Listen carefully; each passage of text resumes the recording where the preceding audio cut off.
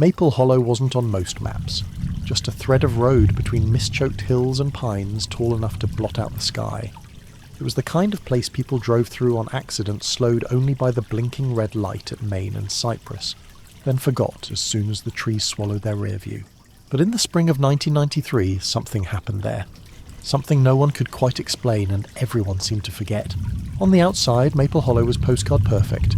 White porches, hand-painted shop signs, the scent of honeysuckle and wood smoke curling in the dusk. But underneath there was something colder. A silence that didn't feel peaceful, it felt deliberate. And when freelance journalist Naomi Clark drove into town that September, 20 years after it all happened, she wasn't looking for trouble. She was chasing a lead. An anonymous tip left in her inbox subject line, "The murder your father forgot." She almost deleted it. Her father, Frank Clark, had been a crime reporter in the late 80s and early 90s, a good one, sharp and obsessive. But he died in a car accident in 98, just after Naomi turned 17. She'd never heard him mention Maple Hollow. Still, something about the message stuck with her. Ask about the girl they buried twice. Ask why no one remembers her name. So Naomi went. Just a weekend, she told herself. Small-town leads were almost always noise. But when she pulled into Maple Hollow's one gas station, a faded Sunoco with a warped Coke machine outside the attendant, a boy no older than 20 blinked when she asked if there had ever been a murder in town. "No, ma'am," he said like he was reading off a script. Maple Hollow's always been quiet. She nodded, smiled. But as she turned to go, he added softly like it escaped him, "Unless you count the girl in the creek." Naomi froze. What girl? But the boy's eyes went wide like he'd heard himself too late. I don't know. Just a story, you know, town legend. She wrote it down anyway. That night, Naomi checked into the old Rose Hill Inn, 4 rooms, antique wallpaper and a landline phone that hadn't rung in years.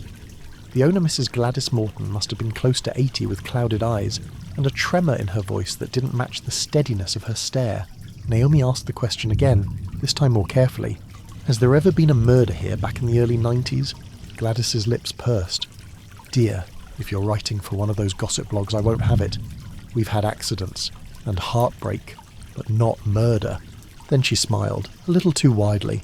But the creek's lovely this time of year. Naomi didn't sleep well. The next morning she drove out to the woods north of town, following a yellowed park map she'd borrowed from the inn's lobby. The trail ended at a ravine, steep, wooded and damp. At the bottom, a narrow stream twisted like a scar through the underbrush, and on a moss-covered tree at the edge of the creek, something caught the light, faint but deliberate. She climbed down, knelt, scratched into the bark, nearly faded with time. KE 1993, forgive me. Naomi snapped a photo, then another. The initials meant nothing yet, but her gut knew better. She was onto something. Later that day, she visited the Maple Hollow Historical Society, a squat brick building with dusty shelves and a bored teenage volunteer manning the desk. She asked to see newspapers from 1993. The girl shrugged. "We don't have 93. Big flood hit that year. Archives were lost." Naomi frowned. All of them. Town library burned too, same year. Bad luck. Bad luck, Naomi thought, or something else. She walked back to her rental car, thinking hard. No records, no police reports, no newspaper clippings. All the usual threads had been cut. And yet, as she started the car, she saw something in her rear view. An old man standing in the shade across the street watching her. He didn't move, didn't blink, just raised one hand not to wave but to point, directly at her. That night, Naomi opened her laptop to check the photo she'd taken of the tree. But when the image loaded, her stomach dropped. The carving was gone. The photo was clear, same tree, same moss, same angle. But the bark was smooth. No initials, no words, no trace of what she'd seen. Only silence and the sound of a knock at her door. Naomi sat frozen in the bed, her laptop screen casting a cold glow across the floral wallpaper. The knock came again. Soft. Rhythmic. 3 slow taps. Not hurried. Not friendly. She glanced at the antique clock on the dresser. 11:46 p.m. Another knock. Louder this time. She slipped quietly off the bed, padded barefoot across the creaky wooden floor and pressed her eye to the peephole. No one. She opened the door, an inch heart hammering. Nothing but the dim hallway and a flickering sconce. But when she looked down there, it was a manila envelope. Thick, sealed with a single piece of black tape. She bent down, picked it up, closed the door and locked it twice. Inside, a stack of black and white photographs. Faintly curled at the edges, water damaged. The first showed a girl maybe 17 standing beside the creek, hair to her shoulders, pale hands folded in front of her. The second photo, blurry like it had been taken in a rush, showed the same girl lying flat on her back in the stream, eyes open. The third was worse. It was a group shot. 10 people, all dressed in church clothes, standing behind the same girl's body, smiling. Naomi's throat tightened. Her hands trembled. She looked closer. The man in the middle, older, square-shouldered, with a preacher's solemn gaze, matched a portrait hanging in the hallway downstairs.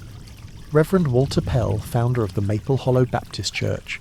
She flipped the photo over. One word was scrawled on the back in trembling black ink. Rehearsal. A knock again. This time from the window. Naomi spun around. Her heart dropped. It wasn't someone. It was something. Pinned on the outside of the glass was a scrap of newspaper, soaked and flapping in the wind. She stepped closer and read the faded headline through the pane. Maple Hollow student drowns in ravine. No name, just a date, April 1993. She yanked the window open, grabbed the scrap and spread it on the desk.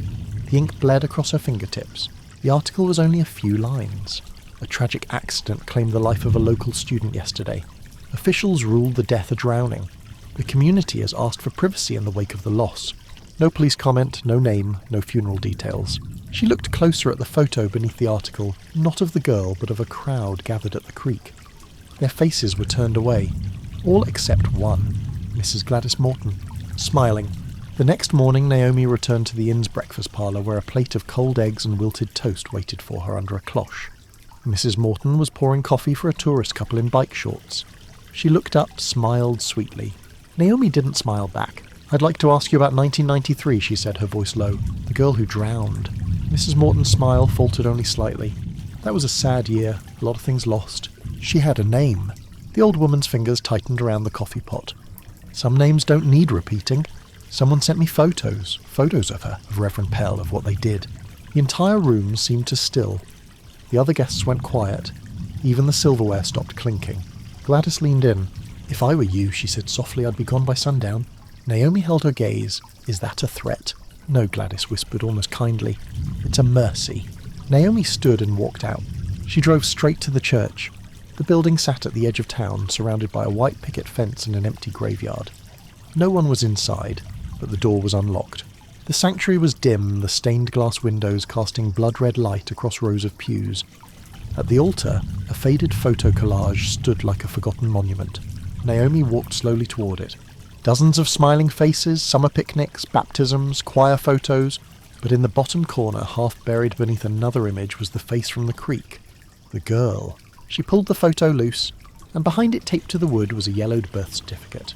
Name Kathleen Elaine Harker, date of birth September 6, 1975, mother unknown, father Walter James Pell. Naomi staggered back. The Reverend. He was her father. She looked at the pews, at the pulpit, at the dark, silent crosses nailed to the walls, and suddenly she understood. This town didn't forget Kathleen Harker. It buried her, not just once, but twice, and someone was making sure Naomi would join her.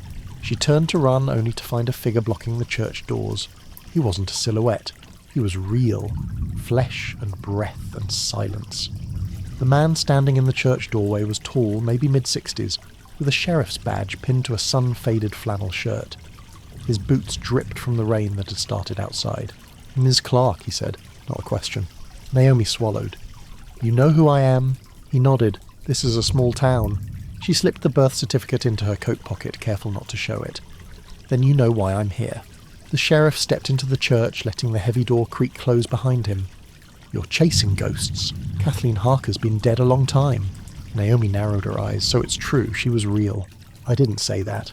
"You just did." A pause. Then slowly the sheriff walked down the aisle toward her boots, echoing on the old floorboards. "I don't know what you think you found," he said, "but nothing happened here that wasn't handled properly. Reverend Pell died in 95. Buried right there." He gestured out the stained glass window to the cemetery. "Townsfolk mourned him like family. Whatever you're digging up now, that's poison." Naomi didn't move. She was his daughter. The sheriff's jaw clenched, just a flicker. "She died in that creek," Naomi pressed, "and you all covered it up." "Why?" "To protect him. To protect the town." He didn't answer. Instead, he reached into his coat pocket and pulled out a folded paper. "This is a trespass notice. From the town council. You're being asked to leave by nightfall.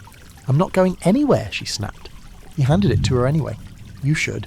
Naomi stared at the crinkled paper. Signed, official, her name typed neatly at the top. But her hands trembled not from the paper, but from the growing certainty that someone was erasing her steps before she could take them. As she walked back to her car, clouds bruised the sky. Thunder rolled low over the hills. The rain came harder now, washing the town into something shapeless. The gas station, the general store, the quiet windows. It all looked like a memory that didn't want to be remembered. She drove to the town library, or what was left of it. The new building stood on freshly poured concrete, modern and sterile. A teenager at the front desk barely looked up from her phone. Naomi asked again, "Any death records from 1993? The girl blinked. "That's a restricted year. Archives lost in the fire." "Was the fire ever investigated?" "I guess. But that was like forever ago." Naomi leaned in. "Do you know the name Kathleen Harker?" The girl frowned. "Sounds familiar?" Naomi's pulse quickened. "How?" The girl tapped her finger to her lips, thinking.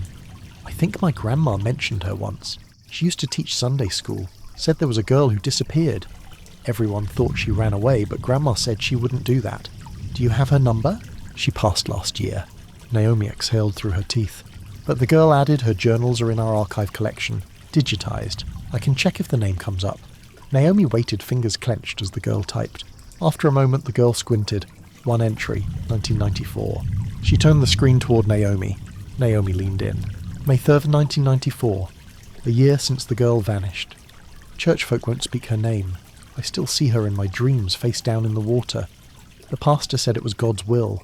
But God didn't bruise her like that. Naomi copied it down. The bruises. So someone had seen the body. Someone had known it wasn't an accident. Naomi drove back out to the ravine that afternoon, the sky bruising above her, the wind sharp. The creek had swollen from the rain. She stood at the tree again, the one where she'd seen the initials. Now it was worse than before. The bark had been stripped entirely, as if someone had taken a blade to it, carving out more than just initials, carving away history. She knelt in the mud eyes, scanning the bank for anything, any sign, a remnant, a clue, and then her fingers caught on something. A small rusted chain half buried under wet leaves. She pulled gently. A locket, caked in grime but still closed. She cracked it open. Inside a photo of the girl, Kathleen, younger, smiling, and opposite the photo, scratched into the metal. Property of Mia's science lab. Naomi's breath caught. Kathleen had been a student, and that meant someone at Maple Hollow High School might remember her. Might still be alive. As she stood to leave, something shifted behind her. A rustle in the trees. She turned.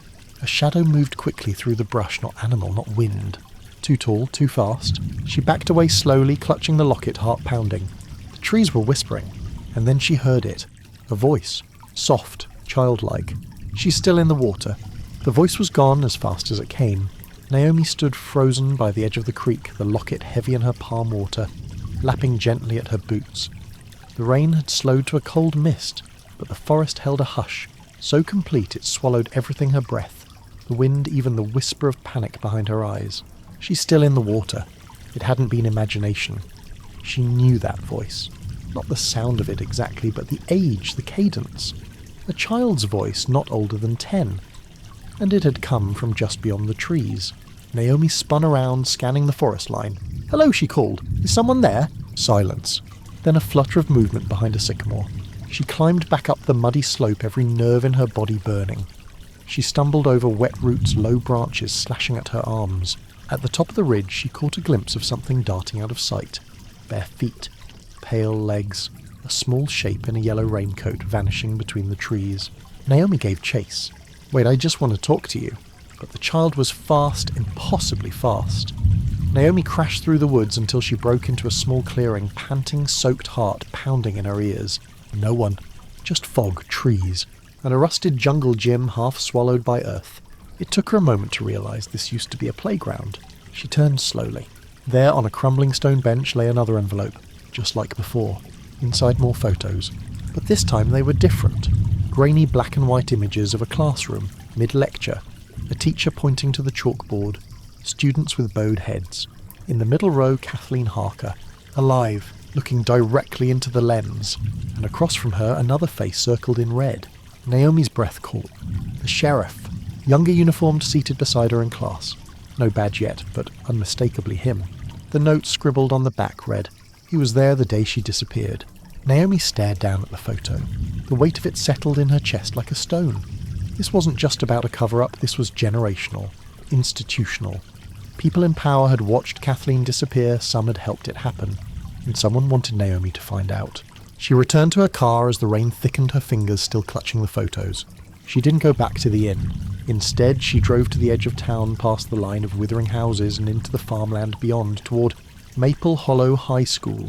It stood like a bunker on the hill, low and wide, built in the 70s brick the colour of dried blood. The parking lot was empty, but one light burned in the west wing. She parked under the flickering floodlight and walked to the side entrance. To her surprise, the door was unlocked. Inside the hallway smelled of ammonia and damp textbooks. Her footsteps echoed. The floors creaked like old bones. Naomi moved fast, keeping her phone light low. She needed records, yearbooks, files, and she knew exactly where to find them in the main office. The secretary's desk was deserted, but the file cabinets behind it were labelled clearly. 9-94. Bingo! She slid open the first drawer, names, grades, attendance sheets, handwritten notes. She flipped through H. No Harker. She flipped through again. Still nothing. Then in the very back, wedged behind the files, a folder with no tab. She opened it. Inside a student ID, Kathleen Harker. Black and white photo, her eyes tired, her expression blank.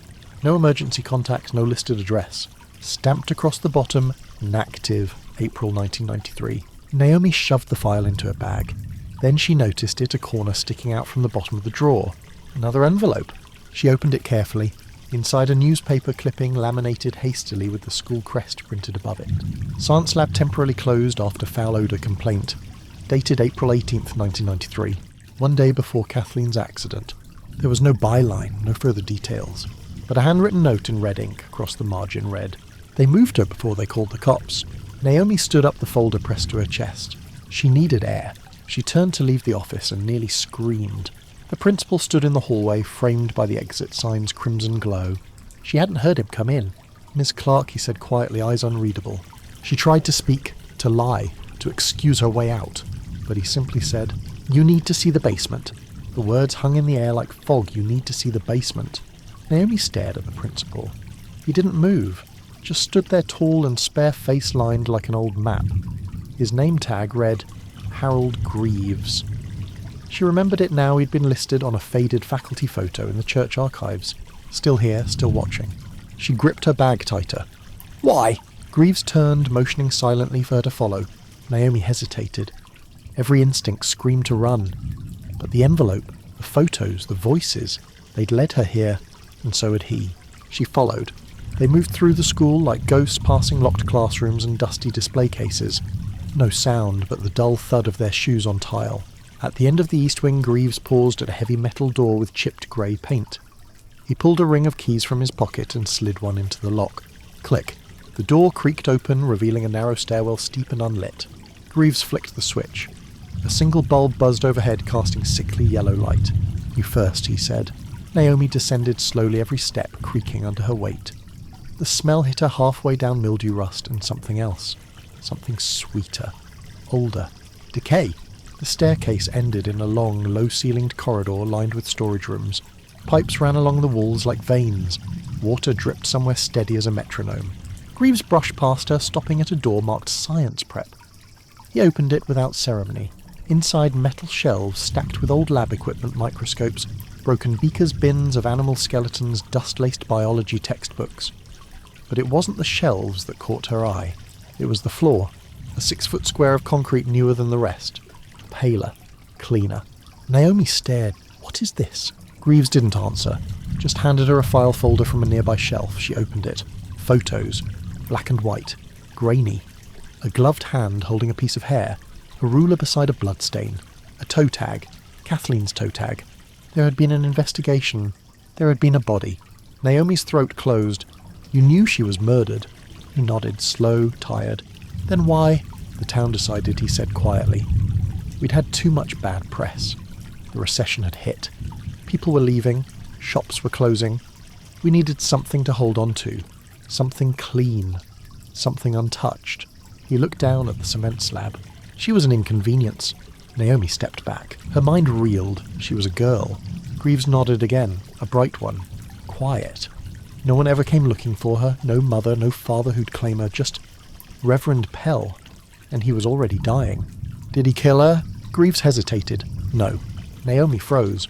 Then who? He looked at her, and for the first time she saw something break in his face. She threatened to expose someone, a teacher, someone with friends. It wasn't planned. It was sudden, violent. They panicked. Naomi's voice was shaking. Who was it? Greaves said nothing. Instead, he handed her another photo, this time in colour. It was the sheriff. Younger, blood on his shirt. Standing beside a man Naomi didn't recognise, tall, thin, with horn-rimmed glasses and a crimson tie. This man was the teacher. Greaves nodded. Mr. Landon. Chemistry. He was the one. But the sheriff. He made it go away.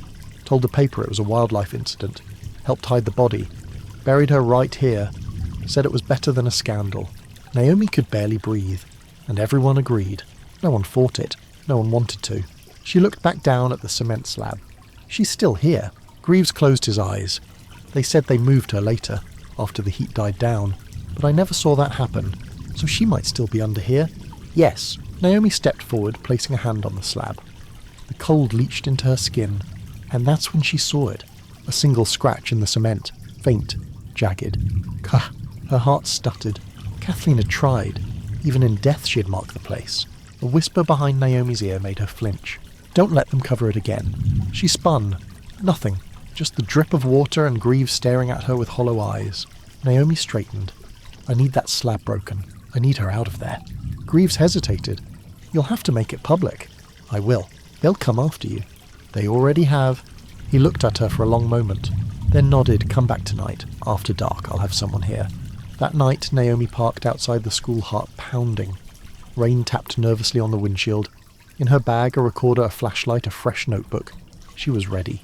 But when she got to the side door, it was ajar. Inside, the lights were off. She crept through the hallway. Mr. Greaves. No answer. She descended into the basement, flashlight beam flickering. The science prep door was wide open, and Greaves was on the floor, still, face down, blood pooling beneath his temple, and scrawled across the cement slab, smeared in fresh red. The blood shimmered under Naomi's flashlight, thick and surreal against the pale concrete. It hadn't dried. Greaves was still warm. She dropped to her knees beside him, checking for a pulse. Nothing. The back of his head was caved in. Blunt force trauma. No struggle. No noise. Whoever did this knew what they were doing and knew she was coming. The words too late glared up at her from the slab written in his blood. Fresh. Tacky. She recoiled, nearly vomiting. Then she heard it faint, almost imperceptible. Footsteps upstairs. She killed the light. Her heart kicked in her chest like a drum beat. She backed into the shadows behind a shelf stacked with broken lab glass. The footsteps descended, one at a time, measured, deliberate. Naomi held her breath. A silhouette passed the doorframe, broad-shouldered, moving like they knew the room. They didn't pause at Greaves' body, didn't run, just crossed to the slab. A second figure followed, smaller, older, slower. Naomi leaned just enough to glimpse their faces. Sheriff Moore, and beside him, Gladys Morton. Her blouse speckled with rain, her hair pinned in the same tight curl as always. I told you she wouldn't listen, Gladys hissed. You should have sent her away days ago. She was getting close, Moore muttered. Greaves cracked. Probably told her everything. Gladys looked down at the body. He never had the stomach.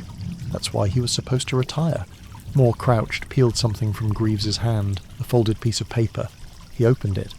Naomi couldn't see what was written. She has to go, Gladys whispered. Tonight. She'll be taken care of, the sheriff said, just like the girl. Naomi froze. They weren't panicking. They were planning, and she was next. As the two exited the room, Naomi slipped out the back, moving silently along the side corridor.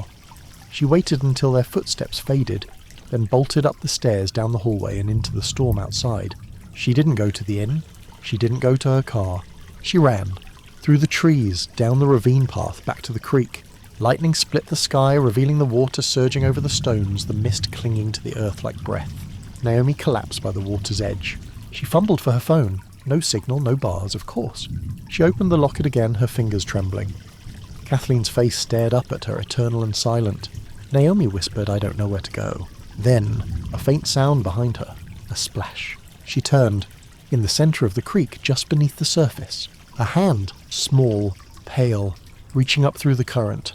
Naomi scrambled forward, slipping in the mud, reaching only to find nothing. Just water. Gone. But in its place, tangled in the branches by the bank, something glimmered. A notebook. Soggy, mottled with mould, but legible. She opened it. Kathleen Harker, Biology Journal, Spring 1993. Inside Doodle's notes, pressed leaves, and in the back, tucked between the pages, a single shaking entry. April 17th, 1993. He told me to come after school. He said I could help grade the labs. I knew something was wrong, I felt it. But if I say no, he'll fail me. I think he's done this before. I saw bruises on Becca's arms. I'm going, but I'm writing this down. If I don't come back, tell someone. Please, don't let them lie. Below it a drawing. The classroom, the desk, the teacher, Mr. Landon, and watching from the hallway, scribbled in shadows, a younger Sheriff Moore. Naomi didn't sleep that night. She huddled under a half-rotted footbridge near the ravine, clutching the journal, waiting for daylight. Waiting for a plan. Every sound made her flinch. By dawn she knew what she had to do. She couldn't run. She couldn't trust anyone in town. But someone outside had to hear this, believe it. She climbed back to her car, drove out of town halfway to the next county, until she found a diner with Wi-Fi and a payphone. She uploaded every file she had, every photo, the birth certificate, the student ID, the crime scene shots, and Kathleen's journal. Then she sent the entire folder to 3 people, her editor at Truth and Mirror, an old friend at the state attorney's office, and a true crime podcast called The Hollow Hours. Then she called the podcast's hotline and whispered one sentence into the voicemail. Kathleen Harker was murdered in 1993. They buried her twice, and now they've killed again. She hung up, paid cash for coffee, and headed back to Maple Hollow. She had one more thing to do. Dig. But when she arrived at the school again that night, headlights flared behind her. A car boxed her in. The sheriff stepped out, not in uniform this time, and he was holding a shovel. The gravel crunched beneath Sheriff Moore's boots as he approached, slow and deliberate, the shovel slung across one shoulder, like a hunter returning from the woods. Naomi stayed in the driver's seat, heart thrumming in her chest like it wanted out. He didn't say anything at first, just stood in the glow of her headlights, face slick with sweatshirt soaked from the humidity still hanging in the air. Then he smiled, not kindly. You always had to be the one who didn't listen. Naomi cracked the door open, stepped out slowly, her fingers curled around the strap of her bag. You killed Greaves. He tilted his head, considering her. He was a loose end. That's not murder, that's maintenance. Naomi's mouth went dry, and Kathleen, you helped cover her death, lied to your own town. She didn't belong here, he said. She was the result of sin. Pell never claimed her. Should have never even led her in the school. But Landon took a liking to her. We all saw it. And you did nothing, Naomi said. No, I did something. He stepped close to the shovel, now dragging across the gravel. I made sure she was forgotten. Naomi didn't flinch, but she left a record. Moore's eyes flickered. What record? Naomi held up the biology journal, rain-damaged but still legible. She wrote everything. Names, dates, details. I've already sent it out. My editor, the State DA, 3 podcasts. They all have it. You can kill me, but it won't change what's coming. Moore's silence deepened. Then slowly he knelt in the dirt beside her car and planted the tip of the shovel into the ground like a flag. Then he muttered, "What?" He looked up at her eyes darker now. You want to prove she's down there, prove it. Naomi stared at him. You'll let me? I want you to, he said, voice low. Go ahead. Put her on the news. Turn this town into a sideshow. But know this, no one will care. No one ever did. You think some bones under concrete mean anything to people now? You don't know how quickly the world forgets. Naomi stepped toward the slab, the spot where she'd seen the initials, where Greaves had bled, where Kathleen might still be waiting. The sheriff dropped the shovel at her feet. She picked it up, began to dig. The first strikes were hopeless. The concrete wouldn't crack. It absorbed the force like it had been poured to never be disturbed. Moore just watched from the shadows, lighting a cigarette. Then, a sound, from the darkness behind them. Another car. Headlights slashed through the trees, then flicked off. Footsteps. A voice. You're not doing this without me. Naomi turned. A young woman stood near the path, rain jacket, zipped-up camera bag slung over one shoulder.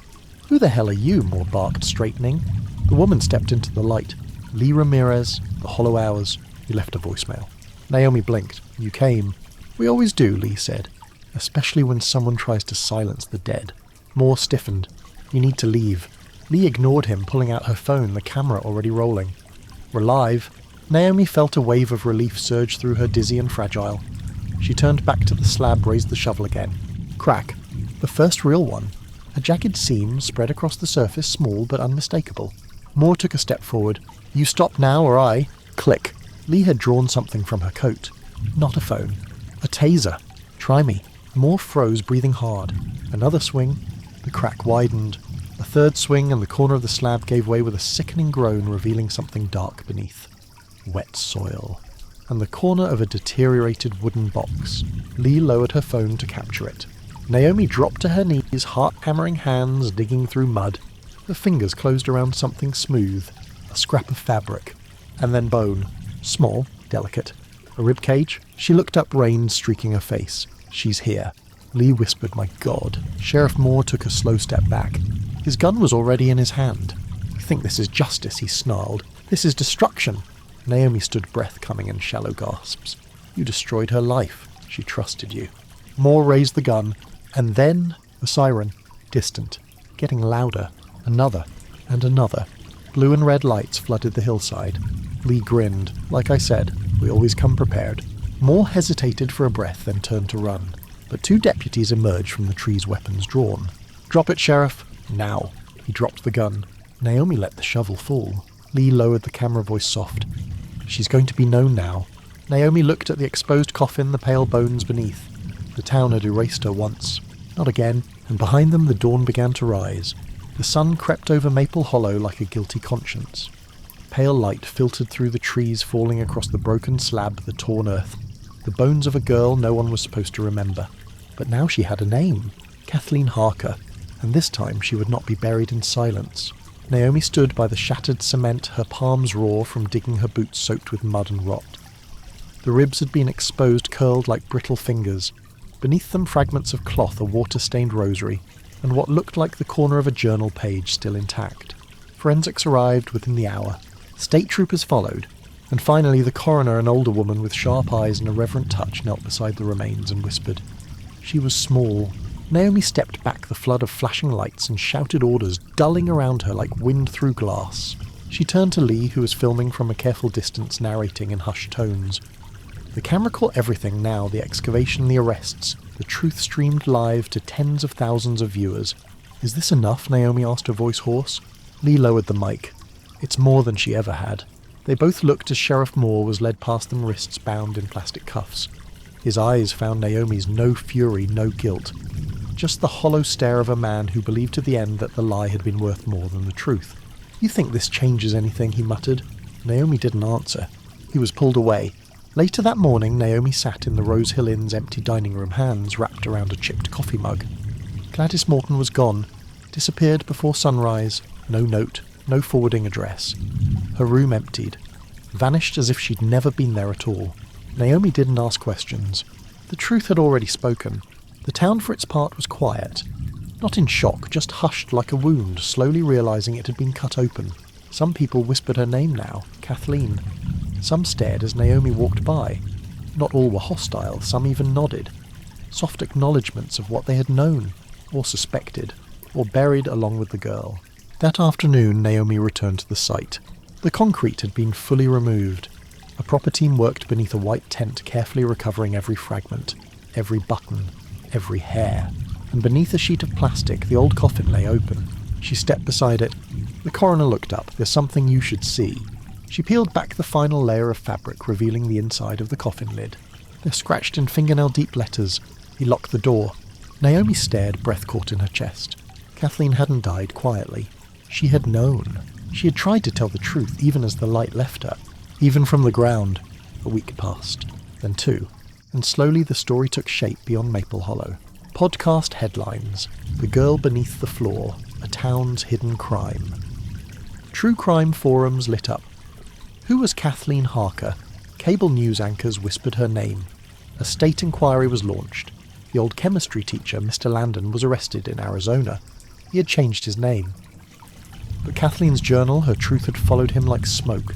Even the Department of Education issued a statement. Apologies, vows to do better. Too late. But not too late for her story. Naomi stood beneath a grey sky at the cemetery's edge where a new grave had been prepared. Not hidden, not quiet.